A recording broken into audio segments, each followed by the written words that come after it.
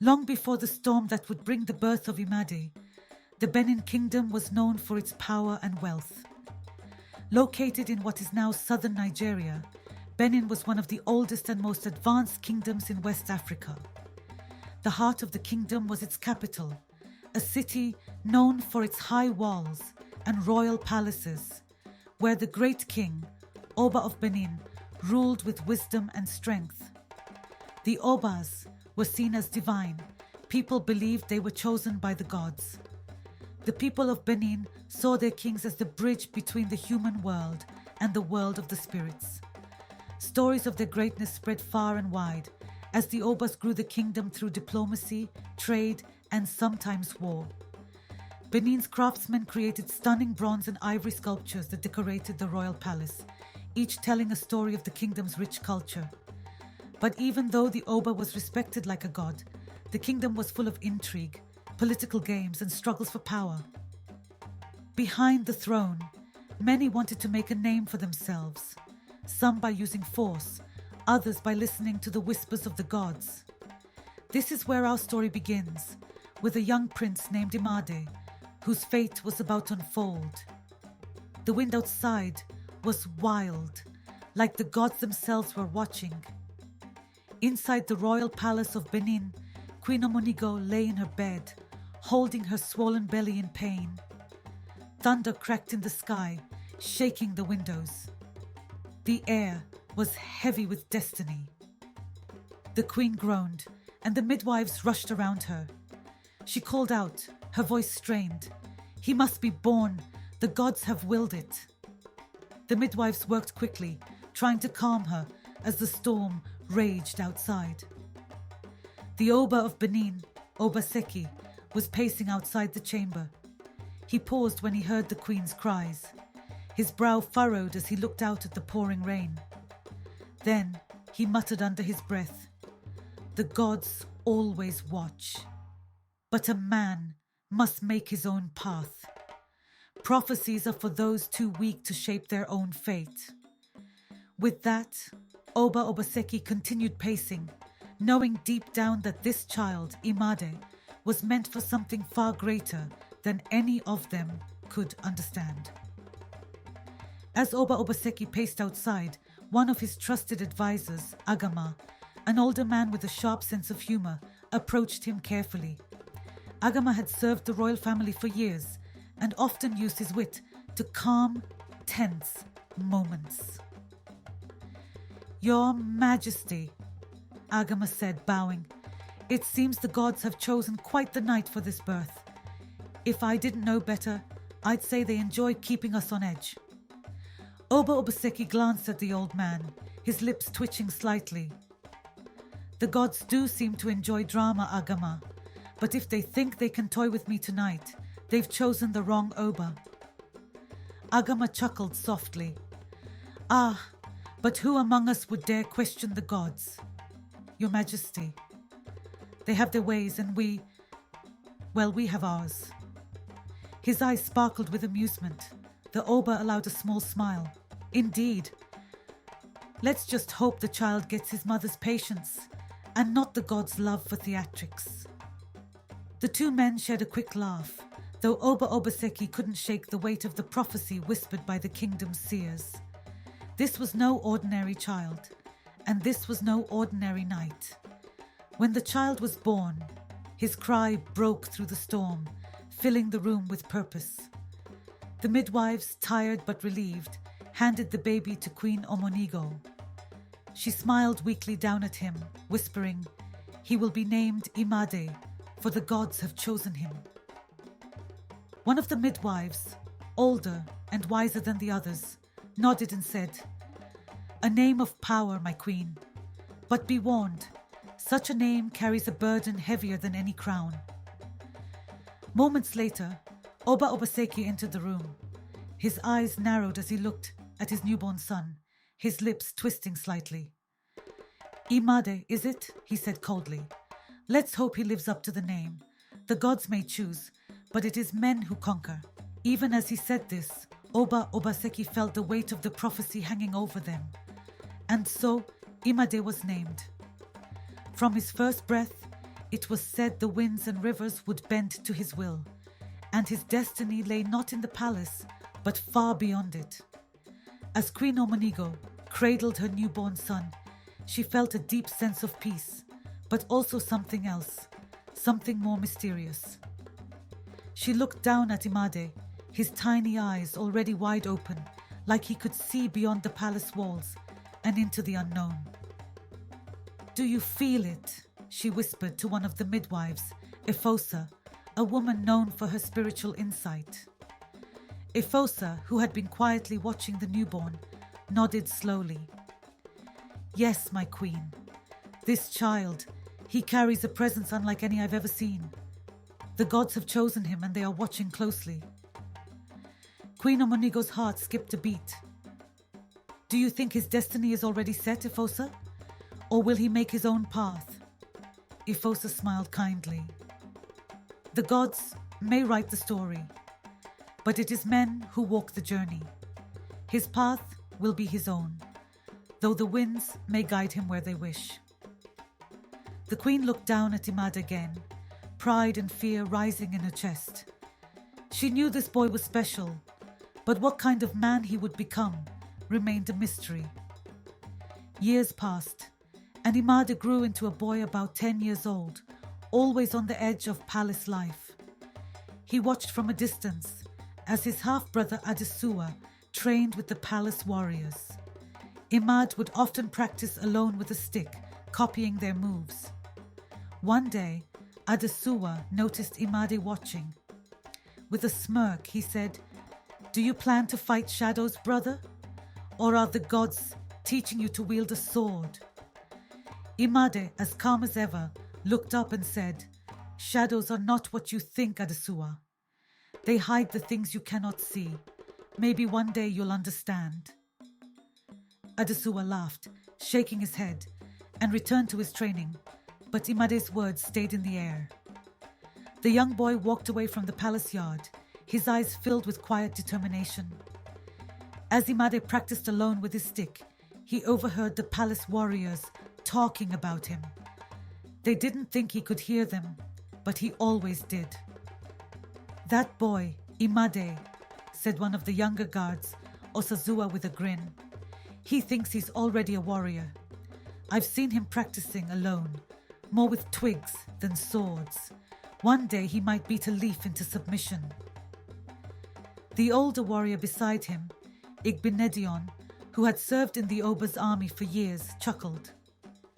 "Don't underestimate him, Osazua. You laugh now, but I've seen boys like him grow into men faster than you can imagine." Years later, inside the royal court, Oba Obaseki sat on his throne, listening to his advisors and watching his eldest son Adesua boast about his strength and plans for the kingdom. "Father," Adesua said proudly, "the time has come for us to expand our borders. I will lead our armies to victory, and Benin will be feared by all." The court murmured in agreement, and Oba Obaseki nodded, pleased with his son's ambition. But just then, Imade entered the hall, quietly watching from the back. His presence made the room fall silent. The Oba's cold eyes landed on Imade. "And what about you, Imade? Will you conquer with words from the gods?" he asked, his voice dripping with sarcasm. Imade stepped forward, his voice calm and steady. "Father, conquest is not always found in the blood of men. The gods have shown me a different path, a kingdom beyond this one, where men are not ruled by fear but by wisdom." Adesua laughed loudly. "Wisdom? Can wisdom feed an army, brother? Can wisdom defend a kingdom when enemies come knocking at its gates?" Imade smiled slightly. "It is not wisdom that wins battles, Adesua, but it is wisdom that prevents them. Maybe one day you'll understand." The room fell into silence. The Oba clenched his jaw, his face growing harder. "You speak of kingdoms, Imade, but this kingdom, my kingdom, does not need your wisdom. If you seek your destiny, find it elsewhere. Leave this palace, leave Benin. Your place is not here." Imade's heart pounded, but he stayed calm. He turned to his mother, who nodded silently, her eyes filled with unshed tears. Imade bowed his head to his father, and without saying another word, he left the court, walking away from the only home he had ever known. Outside the palace gates, a small group of loyal followers waited for Imade. These were men who believed in him, not because of his royal blood, but because they saw something greater in him, a leader who listened to the gods. As Imade approached, they stood silently, waiting for him to speak. Imade looked at them, his voice calm as he said, "We leave Benin, not in shame, but in hope. The gods have shown me a land where we will build something greater than any kingdom you've ever known. A land where wisdom and unity will be our strength." The men, tired from serving a palace that didn't recognize them, nodded in agreement. They trusted Imade, for he was always a man of his word, a man who saw beyond what others could see. As they set out into the wilderness, Imade turned back to look at the palace one last time. He wasn't filled with regret, but with purpose. He whispered softly to himself, "My destiny lies ahead, not behind." And so, Imade and his followers ventured into the unknown. As the days turned into weeks and the weeks into months, Imade's small group of followers began to grow anxious. The forest seemed endless, and the hardships they faced didn't let up. But even though they were tired, they followed Imade without question, for something about him gave them hope. One night, as they rested under the stars, Ehis, one of the younger men in the group, approached Omoruyi with a question that had been troubling him for some time. "Do you think he really knows where he's leading us?" Ehis asked, doubt in his voice. "It's been months, and we're no closer to this kingdom he keeps talking about." Omoruyi, who had been watching Imade from a distance, smiled. "Imade sees what we cannot, Ehis. He's following a path that's not always clear to the rest of us, but I've learned to trust him." Ehis frowned. "But what if he's wrong? What if there's no kingdom? What if we're just wandering in circles?" Omoruyi chuckled. "Then at least we'll have some good stories to tell when we're old and grey. But I don't think Imade's wrong, Ehis. He's not just following the gods. He's following his heart." Ehis shook his head, still unsure, but something about Omoruyi's words gave him hope. Maybe, just maybe, Imade was leading them to something greater. For months, Imade and his followers journeyed through dangerous forests and rivers. They faced wild animals, terrible storms, and unfriendly villagers. Despite the challenges, Imade stayed calm, always leading like someone who knew how their journey would end. One evening, as they camped by the riverbank, Omoruyi, Imade's closest advisor, sat beside him and sighed deeply. "Prince, the men are getting tired," Omoruyi said, his voice filled with worry. "We've been wandering for months, and the land ahead doesn't look any different from the land behind us."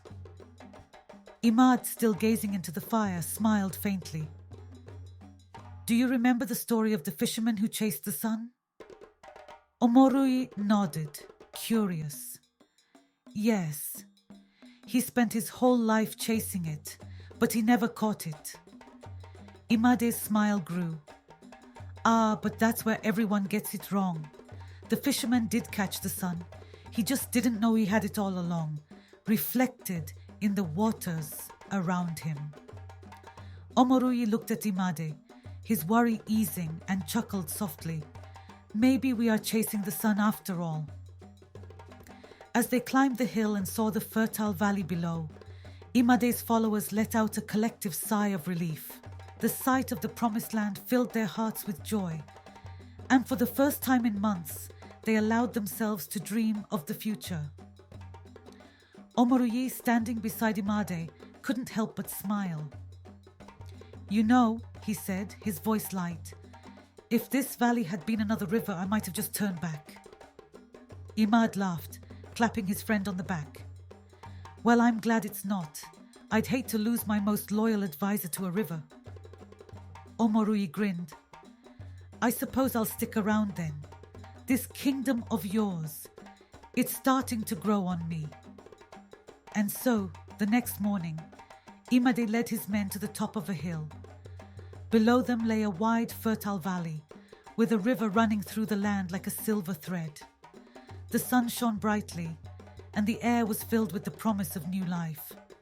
Imade looked over the valley, his eyes glowing with triumph. "This is it," he said quietly, "our kingdom." The men behind him cheered, their weariness forgotten. They immediately began to set up camp, their hope restored.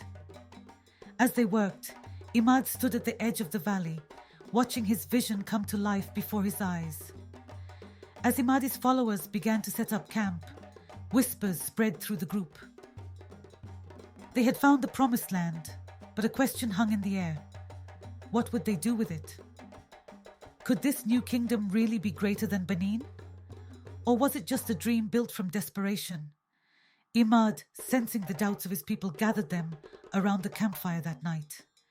His voice, calm and steady, carried across the quiet night air. "We have come far," he began, "and we have faced many trials. But this land, this valley, it's not just a place. It is a symbol of what we can do when we believe in something bigger than ourselves. We are not just building a kingdom, we are building a future." The men listened silently, their doubts slowly fading away. In Imade's words, they found hope. In his vision, they found purpose. But not all was well in the new kingdom. Obiko, one of Imade's closest allies, watched from afar as the kingdom grew. Jealousy gnawed at him, and his heart turned bitter. He whispered to himself, "Imade speaks of the gods, but it was our hands that bled for this land. Why should he wear the crown when we've done the work?" And so, under the cover of night, Obiko gathered a small group of rebels. "Imade is growing too powerful," he whispered to them, his voice full of anger. "We will take what's ours, but we must be patient. When the time is right, the people will turn to us." As Obiko's jealousy grew, so did the tension within the camp. Whispers of rebellion spread quickly, and even Imade's most loyal followers began to wonder if their leader was as invincible as they once thought. One night, as Imade sat alone by the river, Omoruyi approached him with a heavy heart. "Imade," he said quietly, "there are people among us who no longer believe in your vision. They talk about taking the crown for themselves." Imade's face stayed calm, though his eyes showed a touch of sadness. "I know," he said softly. "I've seen it in their eyes." Omoruyi frowned. "Then why do you let it go on? Why not stop them?" Imade smiled faintly. "Because, Omoruyi, a kingdom built on fear is no kingdom at all. If they choose to betray me, then let them. But I will not rule by fear. I will rule by unity." Omoruyi stared at him for a long time before nodding. "You truly are something else, Imade. I don't know if I could be as patient as you." Imade chuckled. "I don't expect anyone else to be, but in the end, patience will be our greatest weapon." The days passed and the village continued to grow. Imade sat by the river with Omoruyi, sharing a quiet moment. "You were always the dreamer, Imade," Omoruyi said with a grin. "Even when you were much younger, you talked about lands we couldn't see and kingdoms we couldn't imagine." Imade smiled, his gaze distant. "Dreams are dangerous, Omoruyi. They make men restless, but sometimes they also give men purpose." Omoruyi chuckled. "Purpose, yes. But you never told me this purpose would involve nearly drowning in a river and fighting wild animals." Imade laughed. The gods do love drama. But then his face grew serious as he looked at the horizon, his voice quieter. Dreams also come, with a price, Omorui. And sometimes I wonder if the gods are asking too much. Omorui, sensing the shift in Imade's mood, tried to lighten the moment. If the gods wanted us to fail, they wouldn't have sent you. They would have sent me instead, he said, grinning. Imade chuckled, shaking his head. The gods have their ways, my friend, and we are but men trying to follow them. Weeks passed, and the kingdom continued to grow. The people of Imade's kingdom, named Iwere, gathered to celebrate their new beginning. The sound of drums filled the air, and villagers danced in the square. Children laughed as they chased each other around, and the mood was light, filled with hope. Imade watched from the head of the festival, smiling as he observed the joy around him. But then, out of the corner of his eye, he saw Obiko speaking quietly to a group of men. His smile faded, replaced with suspicion. Obiko's voice was low, but filled with bitterness. Imade speaks of unity, but he stands alone. Who else among us was chosen by the gods? Shouldn't we all have a voice in this new kingdom? The men around him murmured, in agreement, their trust in Imade beginning to waver. Soon, rumors began to spread through the kingdom. Whispers of Imade's supposed pride, of his secret conversations with the gods, stirred doubt in the hearts of the people. The villagers grew uneasy, casting suspicious glances at Imade as he walked through the square. One evening, as Imade stood before the people, speaking to them calmly, a voice rang out from the crowd. It was Obiko, his words sharp and full of accusation. Imade, you claim to be guided by the gods, but what about the people who built this land with you? Shouldn't they share in the crown you want to wear? Imade's eyes stayed steady as he met Obiko's gaze. His voice was firm but measured. I seek no crown, Obiko. The people have always been the heart of this land. But you speak of division, and in division, there is only ruin. Obiko stepped forward, raising his voice to the crowd. Maybe it's time we ask ourselves who truly rules this kingdom, the people or Imade alone. The crowd stirred nervously, but before anyone could respond, a sudden gust of wind blew through the square, and the sky darkened. Thunder rumbled in the distance, and a bolt of lightning struck the ground between Imade and Obiko, shaking the earth. The people scattered, fear on their faces as the storm grew. Imade stood firm, his eyes lifted to the sky as the wind swirled around him. Obiko stumbled back, his face pale with terror, and in that moment, they knew that the gods made their judgment clear. For Imade was not just an ordinary man, but a vessel of their will. The wind calmed, and the sky cleared as quickly as the storm had begun. The people fell to their knees, trembling in awe and fear. Obiko, shaken, slunk into the shadows. The gods protect what is theirs, Imade murmured softly, his voice carried by the wind. As the storm passed and the people of Iwere gathered around Imade, their awe clear on their faces, Omorui couldn't help but smile. You know, he said with a chuckle, the gods sure have a way of making their thoughts known. Imade, still gazing at the sky, smiled. Yes, but sometimes it's the quiet moments that teach us the most. Omorui raised an eyebrow. Quiet moments? In this kingdom. I'll believe that when I see it. Imade laughed, the sound floating through the air. Patience, Omorui. Even the loudest storms end in silence. Late that night, Obiko, embarrassed but desperate, gathered his remaining followers for one last act of rebellion. Armed and fueled by his anger, he led them toward Imade's tent, determined to overthrow the man who had become his enemy. But as they approached, Imade stepped out of his tent, calm and unafraid. He met Obiko's furious glare with quiet strength. "Do you think you can rule us with fear, Imade?" Obiko shouted. "Do you think the gods will always protect you?" Imade didn't move, his voice steady as he spoke. "Fear is powerful, Obiko, but it is also a weapon that destroys the one who wields it. You want to rule by fear, but you've forgotten that the people don't follow you out of love.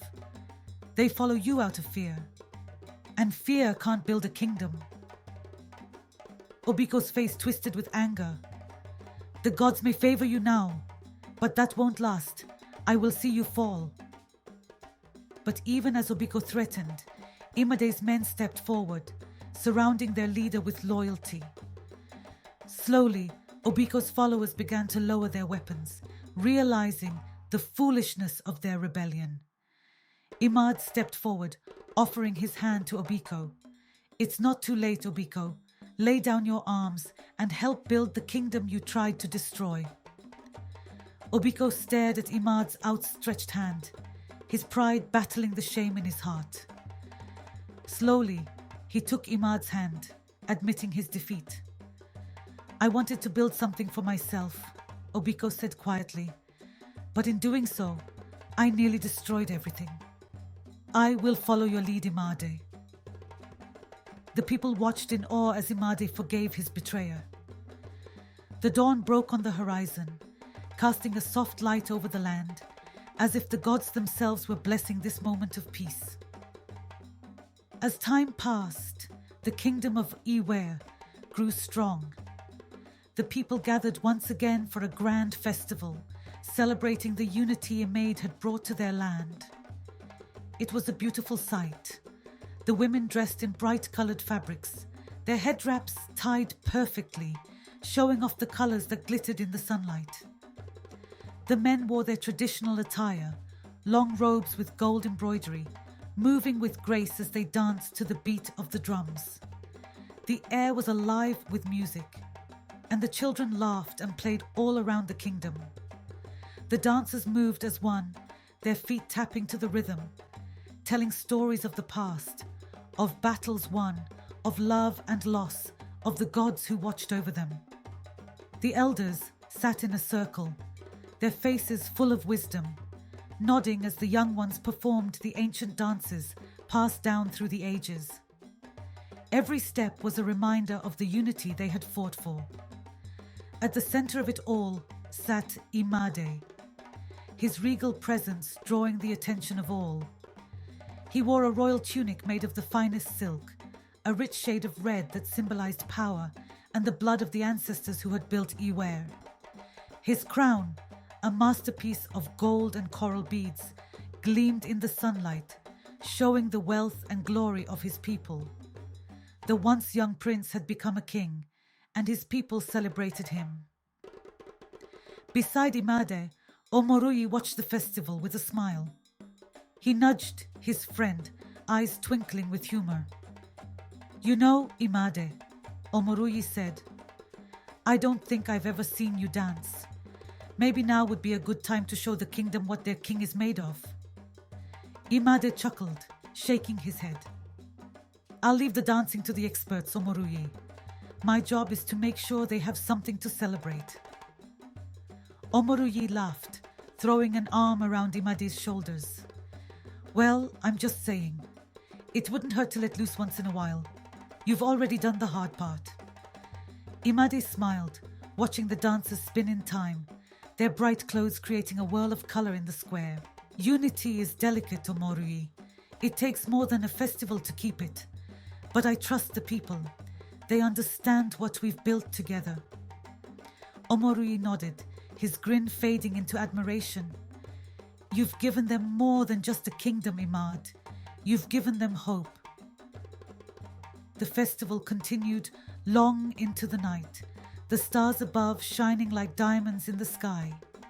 Lanterns were lit, casting a warm glow over the village as the people continued to dance and sing.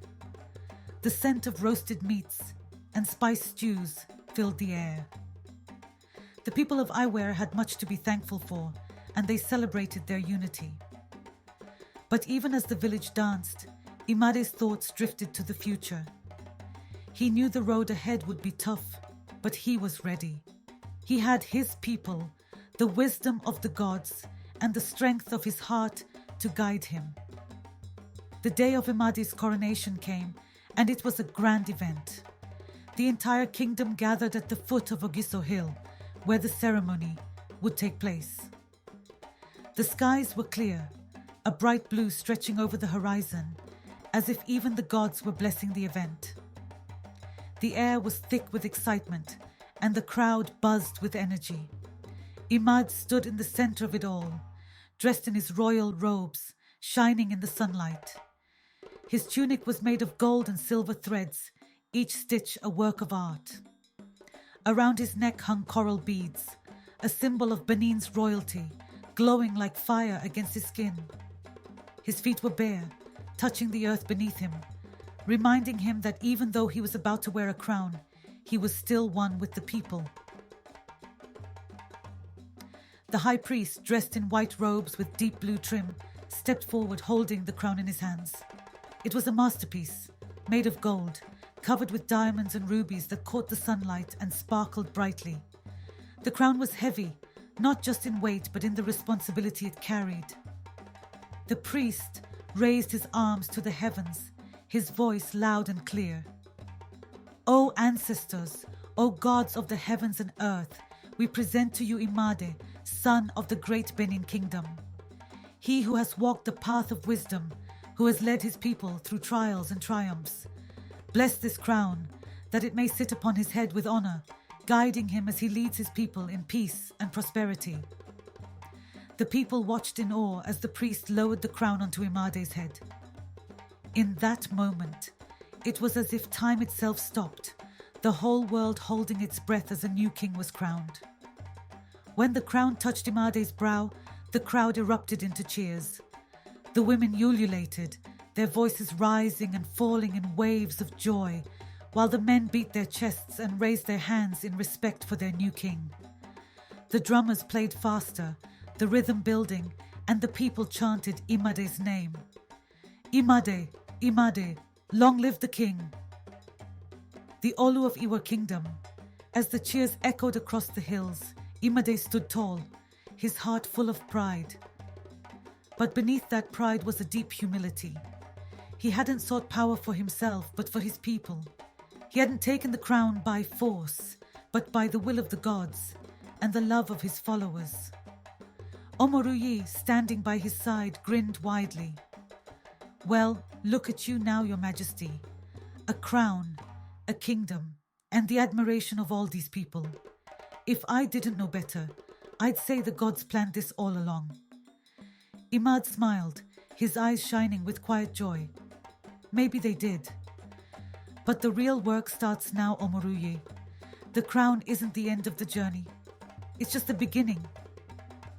Omoruyi nodded, his expression thoughtful. You're right, of course.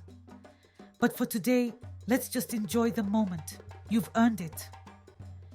Imade looked out over the crowd, watching as his people celebrated. The bright colors of their clothing, the smiles on their faces, the music filling the air. It was a moment of pure happiness, a moment that would be remembered for generations. And yet, as the sun began to set, casting a golden light over the valley, Imade's thoughts turned to the future. He knew that ruling a kingdom wouldn't be easy. There would be challenges ahead, but he was ready. He had the support of his people, the wisdom of the gods, and the strength of his heart to guide him. As the high priest stepped forward to offer a final blessing, Imade turned to Omoruyi, his voice low but steady. Do you think we're ready for what comes next? Omoruyi smirked. Well, if anyone's ready, it's you. But remember, you're not alone in this. We're with you, every step of the way. Imade smiled, feeling the weight of the crown on his head, but also the warmth of his people's love in his heart. As the final prayer was spoken and the drums began to play once again, a powerful truth settled over the gathering. A king's true strength does not come from his crown, nor from the armies that serve him. It comes from his people, their trust, their love, their unity. Imade had shown that wisdom and unity were the foundations of a lasting kingdom. The people of Iwere bowed their heads in respect as the sun dipped below the horizon and the stars began to twinkle in the night sky. A new chapter had begun, and the future of Iwere shone brighter than ever before. Imade, now the first Olo of Iwere Kingdom, stood tall, his crown gleaming under the moonlight. Omoruye, always by his side, leaned in with a playful smile. "Your Majesty, the stars are shining brightly tonight. A good omen, wouldn't you say?" Imade smiled faintly, but his eyes were distant, as if something unseen tugged at his thoughts. "Yes, a good omen," he replied softly. But his voice held a weight that Omoruyi couldn't ignore. Omoruyi tilted his head, sensing his king's unease. "You seem troubled, Your Highness. What is it that weighs on your mind?" Imade's gaze shifted toward the distant horizon, where the shadows of the surrounding forest seemed to stretch longer than they should. "The kingdom is united tonight, Omoruyi, but peace can be fragile." Omoruyi's playful grin faded, replaced with concern. "Is there something coming, my king?" Imade didn't answer right away. His eyes narrowed slightly, as if he could see something beyond the stars themselves. "The gods have not finished their story," he whispered. "There is more, much more, and it will not be easy." A sudden gust of wind blew through the square, causing the flames of the torches to flicker wildly. The drums faltered for just a moment, and the air seemed to grow heavier. Omoruyi frowned, glancing around. "More? What do you mean?" Imade turned to him, his expression calm but his eyes dark and thoughtful. "The gods have shown me visions. This is only the beginning. Our journey is far from over." The festival continued, but now there was a quiet tension hanging in the air, like a question waiting to be answered. The people of Iwere danced and sang, but the shadows seemed to grow longer, and somewhere in the distance, the faint cry of a bird echoed through the night. Imade, the first Olu of Iwere Kingdom, stood still, watching over his people, knowing that while tonight was a night of celebration, tomorrow could bring something entirely different. The moon hung high above, casting a pale glow over the kingdom, and as the night deepened, a single thought lingered in the air, a question that would follow Imade and his people into the days to come. What will the gods demand next? And so, while the kingdom celebrated, the future remained uncertain, and the next tale from Iwere Kingdom was yet to be told. Stay tuned for more intriguing and dramatic tales from Iwere Kingdom, and don't forget to subscribe.